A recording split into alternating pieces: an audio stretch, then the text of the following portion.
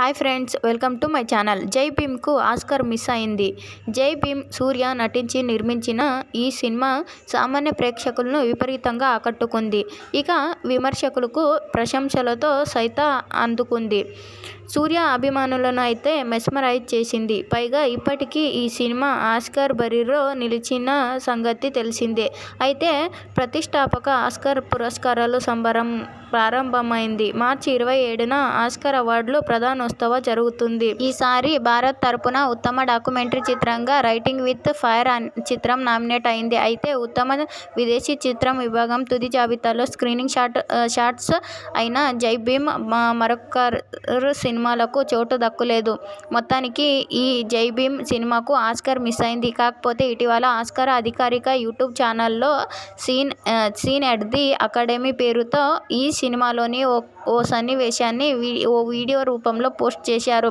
ఈ క్రమంలో best picture filming Oscar 2022 ఆస్కార్కి నామినేట్ అవ్వడంతో అందరూ ఈ సినిమాకి ఆస్కార్ రావాలని కోరుకున్నారు. కానీ అది సాధ్యం కాలేదు. గత ఏడాది ది బెస్ట్ ఫిల్మ్ విమర్శకులకు ప్రశంసలు అందుకున్న జై భీమ్ తాజాగా చైనాలో విడుదలైన సూపర్ హిట్ టాక్ సొంతం చేసుకుంది. మన దగ్గర IMDbలో చైనాకు చెందిన ప్రముఖ మీడియా సమీక్ష ప్లాట్ఫామ్లో డౌన్లోడ్ 8.7 రేటింగ్ సంపాదించుకుంది.